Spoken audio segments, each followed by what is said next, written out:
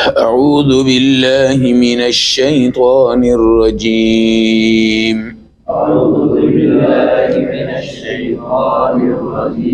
بسم اللہ الرحمن الرحیم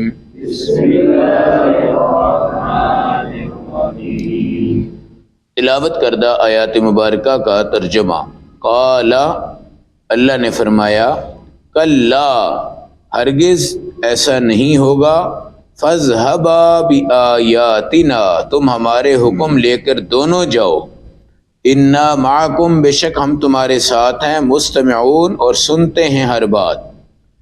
فاتیا فرعون، یہ دونوں آئے فرعون کے پاس، فقولا، اس کو کہا، انا رسول رب العالمین، ہم تو بھائی پیغامچر ہیں اور قاصد ہیں اپنے اللہ کے، ان ارسل معنا بنی اسرائیل، کہ تو ہمارے ساتھ بنی اسرائیل کو چھوڑ دے اور ان کو جانے دے۔ آیت نمبر 15، 16، 17، پارہ نمبر 19، سورۃ الشعراء۔ بنی اسرائیل حضرت یعقوب علیہ السلام کی آگے کی نسلوں کو کہا جاتا ہے، اور ان پر فرعون بڑے ظلم کیا کرتا تھا، شرک پہ مجبور کرتا تھا، عورتوں کو زندہ رکھتا تھا، بچوں کو مار دیتا تھا۔ اس کو یہ ڈر تھا کہ کہیں میری سلطنت کے اوپر کوئی مرد آ کے قابض نہ ہو جائے، وغیرہ وغیرہ۔ حضرت موسیٰ علیہ السلام نے اپنے رب کے سامنے گزشتہ آیات میں یہ عرض کی کہ اللہ، ایک تو میری زبان میں لکنت ہے، دوسرا میں نے اس قبیلے کا کوئی بندہ قتل کیا ہوا ہے، مجھ سے مر گیا ہے وہ، لہذا وہ تو ہم سے انتقام لیں گے اور ہمیں مار ڈالیں گے۔ یہ بڑا خطرناک مرحلہ ہے کہ ہم اس میدان میں جا کر دین کی دعوت کیسے دے سکتے ہیں۔ ہاں، یہ کہا کہ میرے ساتھ میرے بھائی کو بھیج دیں، حضرت ہارون کو، تاکہ ان کی زبان سے وہ لوگ مطمئن ہو جائیں اور خطرات بھی ختم ہو جائیں۔ اللہ نے کہا، کلا، تمہارا عذر کوئی قبول نہیں ہے، دعوت کو لے کے آگے چلنا ہے ضروری، جتنی تمہاری مجبوریاں ہیں، جتنی تمہاری پریشانیاں ہیں، جب خالق کائنات تمہارے ساتھ ہے تو تمہیں کس چیز کا ڈر ہے؟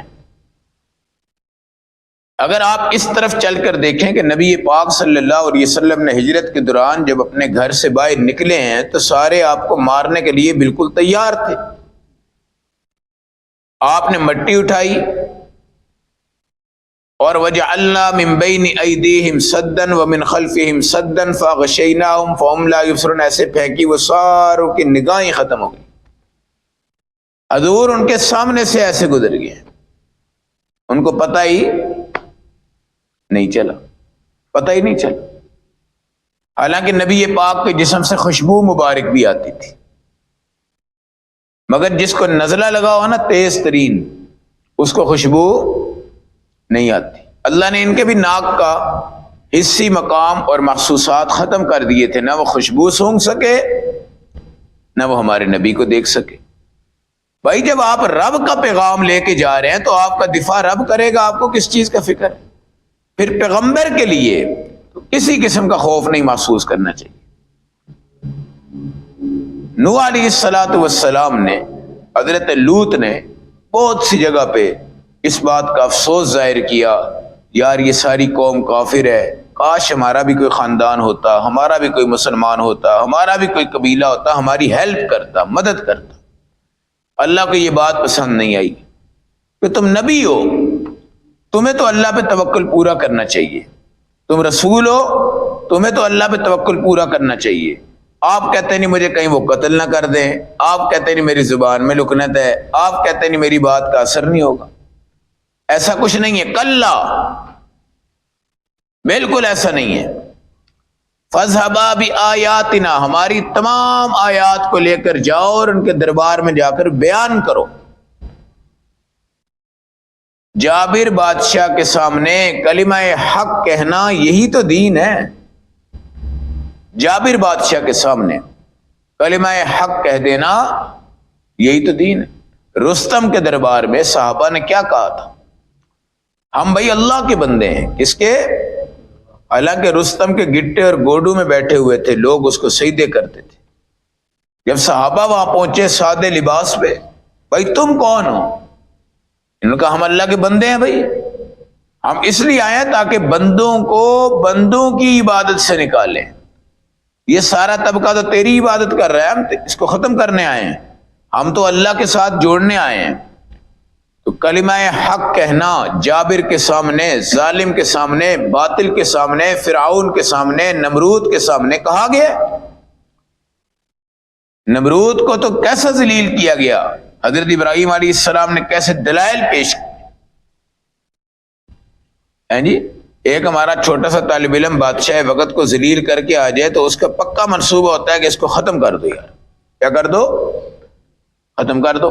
اس طرح موسیٰ علیہ السلام سے کہا گیا کلا، ہرگز آپ نے کوئی عذر پیش نہیں کرنا. فذهبا بآیاتنا، جائیے آپ ہمارے احکام لے کے. انا معکم، ہم تمہارے ساتھ ہیں. ہم تمہارے، یہ سیکورٹی گارڈ جو ہوتے ہیں آپ کے ساتھ رہتے ہیں تو آپ بڑے سہارے میں ہوتے ہیں. کیا ہوتے ہیں؟ بڑے سہارے میں ہوتے ہیں. اور بعض لوگ بڑے شوقیہ سیکورٹی گارڈ رکھتے ہیں اور سمجھتے ہیں کہ جناب ہماری ذرا ٹور فور ہو جائے، جبکہ میرے نزدیک سیکورٹی گارڈ رکھنے والا زیادہ خطرات میں چلا جاتا ہے. کیا ہوتا ہے؟ زیادہ خطرات میں. کہیں اجنبی لوگ سمجھتے ہیں یار تو کوئی نہ کوئی ہیرا سونا ہوگا تدین سیکورٹی گارڈ رکھے رہے جی، لہذا اس پہ اٹیک زیادہ بھی ہو سکتے ہیں، اٹیک زیادہ بھی ہو سکتے ہیں. ہمارے نبی صلی اللہ علیہ وسلم ایک دن مسجد نبوی میں آرام فرما رہے تھے. اس وقت یہ کفار مکہ وغیرہ آپ کا پیچھا کر رہے تھے، تو آپ نے دماغ میں یہ بات سوچی کاش کہ یار آج کوئی بندہ باہر پہرا دے اور میں ذرا سکون سے سو جاؤں. کیا ہو جاؤ؟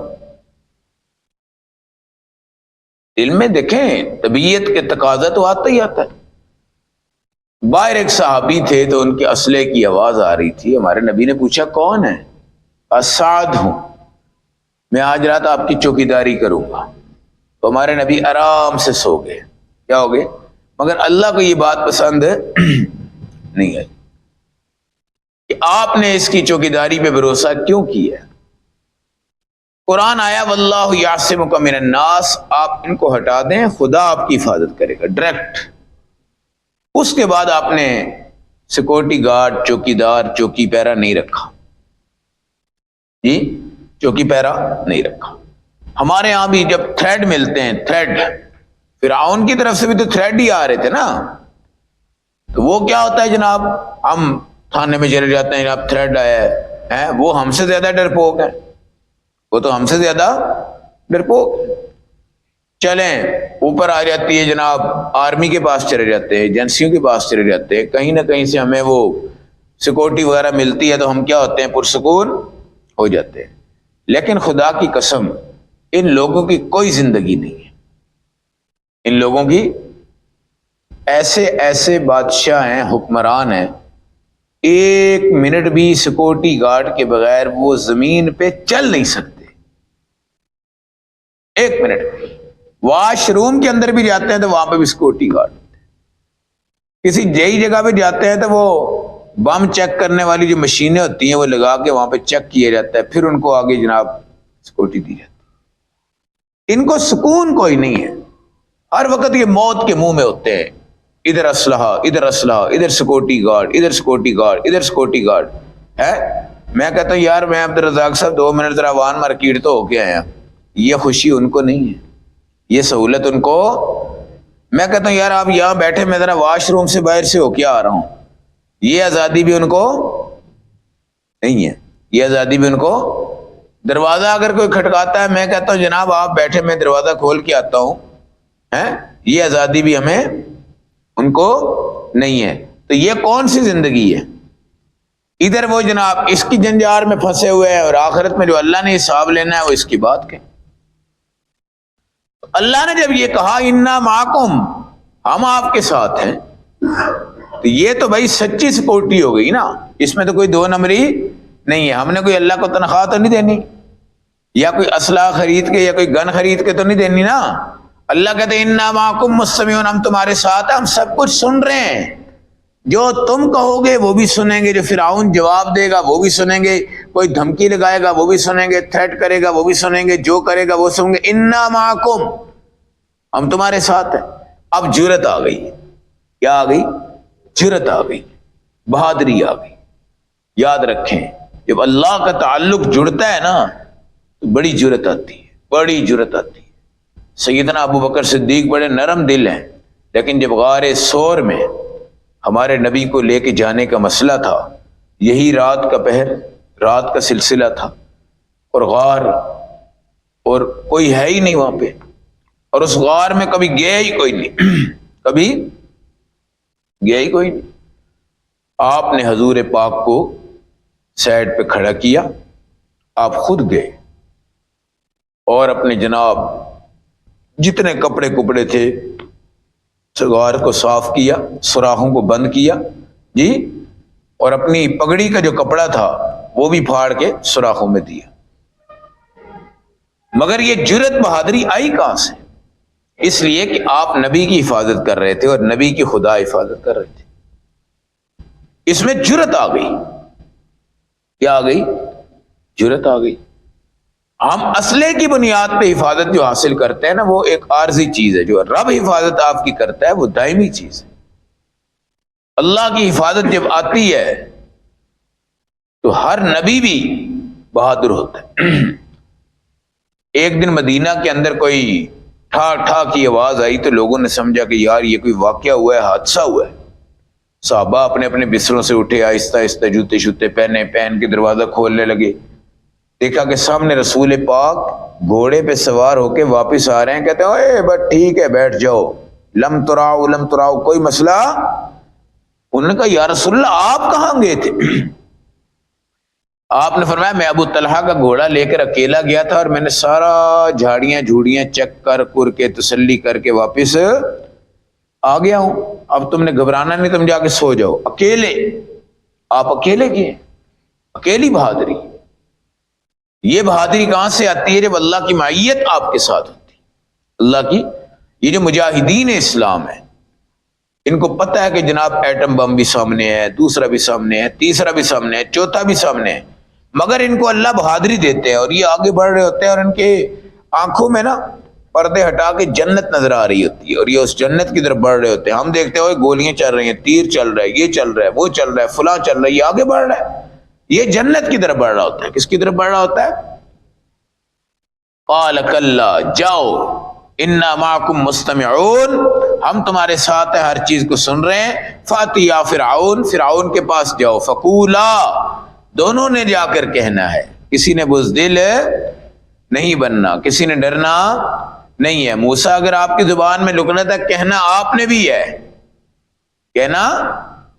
اب اس کا یہ مطلب نہیں یار اس کی زبان نہیں چلتی اس کو ہٹا دو. یہ تبلیغی جماعت والے ساری جماعت کو کہتے ہیں چل بھائی تو اعلان کر دے، تو بیان کر دے، تو 6 نمبر بیان کر دے، تو آداب گشت بیان کر دو. وہ کئی ایسے لوگوں کو نے لگایا ہوتا ہے کہ جن کی سمجھ کوئی بھی نہیں آتی. لیکن اللہ نے کہا تم دونوں نے بولنا ہے. کس نے بولنا ہے؟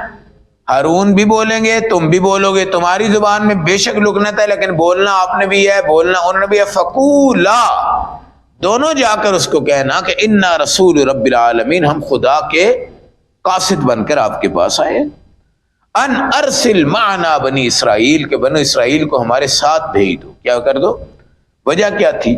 تاکہ ان پہ ظلم نہ ہو، ان پہ ستم نہ ہو، یہ مشرک نہ رہیں، یہ بچڑے کو خدا نہ بنائیں، یہ لوگ جادوگر ہیں، یہ ان کو خدا مانے بیٹھے ہیں، یہ لوگ نجومی ہیں، یہ ان کو خدا مانے بیٹھے ہیں، یہ جہنم کے بالکل گڑھے میں ہیں، یہ گندگی میں ہیں، یہ ناکامی میں ہیں، یہ تباہی میں ہیں، یہ ہلاکت میں ہیں. ہم اس لیے آئے کہ ان ارسل، تو بھیج ہمارے ساتھ بنی اسرائیل کو، تاکہ ہم باطل کے میدان سے ان کو نکال لیں، حق کے میدان میں لے جائیں، جہنم کے گڑھے سے نکال دیں، جنت کے میدان میں لے جائیں، شیطان کی عبادت سے ان کو نکال دیں، رب کی عبادت پہ لے کر جائیں. یہ دعوت ہے. نبی پاک نے ہرقل جو تھا نا، روم کا بادشاہ تھا ہرقل، اس کو کہا تھا اسلم تسلم، اسلام لاتا ہے تو ہم تجھے کچھ نہیں کہیں گے، اسلام نہیں لاتا تو پھر ہماری تلوار ہے اور تیرا جسم. کوئی ڈر نہیں ہے، کوئی خوف نہیں ہے، کوئی رعایت نہیں ہے. یہ تمام کی تمام چیزیں اللہ کے دین کو مضبوط بناتی ہیں اور آپ دین کی دعوت دینے کے لیے بھائی آگے بڑھے. جہاں پہ دعوت میں سختی بیان کرنی ہے وہاں سختی بیان کرو، جہاں نرمی بیان کرنی ہے وہاں نرمی بیان کرو، جہاں فرض ہیں ان کو بیان کرو، واجب ہے ان کو بیان کرو، سنت ہے ان کو بیان کرو، مستحب ہے ان کو بیان کرو. اور آج تک دین بیان ہوتا جا رہا ہے. دنیا ختم ہو رہی ہے لیکن دین ختم نہیں ہوا، مسائل ختم نہیں ہوئے. ابھی تک ہم اپنے آپ کو جھنجھوڑیں تو ہمیں کئی دین کے ایسے مسئلے جن کا پتہ ہی کوئی نہیں، جن کا پتہ ہی کوئی نہیں. تو دعوت و تبلیغ کا انداز، ڈرو مت، عذر نہیں پیش کرنا، مجبوری پیش نہیں کرنی، تم نے نکلنا ہے. تمہارا مددگار کون ہے؟ اللہ. آگے بہت بڑا ظالم ہے جس کا نام فرعون ہے. تم دونوں جاؤ گے، دونوں بولو گے، دونوں کہو گے، دونوں دین کی دعوت دو گے. اور کو واضح کہنا کہ تو نے بنی اسرائیل کو ایسے چکڑ کر تباہ و برباد کر دیا ہے، ان کو بھیج، ہم ان کو لے کے جاتے ہیں اور ان کو دین سکھا کے اللہ کے راستے پہ ان کو کھڑا کرتے ہیں. یہ دین کی دعوت بنی اسرائیل کے اندر حضرت موسیٰ اور حضرت ہارون کا انداز دعوت اللہ نے ان کو سکھایا ہے. پوری امت کو یہ بتایا ہے کہ دعوت دینے اور دین سکھانے کے لیے کہیں تمہیں جانا پڑے تو گھبرانا مت. انا معکم، ہم کیا ہے تمہارے ساتھ ہیں. تو اللہ کا ساتھ دین میں نصیب ہوتا ہے بھائی، دنیا میں نصیب نہیں ہوتا. دنیا تو اللہ سب کو دیتے ہیں، جتنی مانگو دیتے ہیں، جتنی مانگو دیتے ہیں، جتنی مانگو دیتے ہیں. لیکن قریب کی چیز جو ہے اس کو ہم چھوڑ رہے ہیں، دور کی چیزوں کے پیچھے ہم پڑے ہوئے. اللہ ہمارے قریب ہے، اللہ کو ہم پہلے چھوڑ دیتے ہیں. اللہ ہم سب کو عمل و سمجھ کی توفیق عطا فرمائے.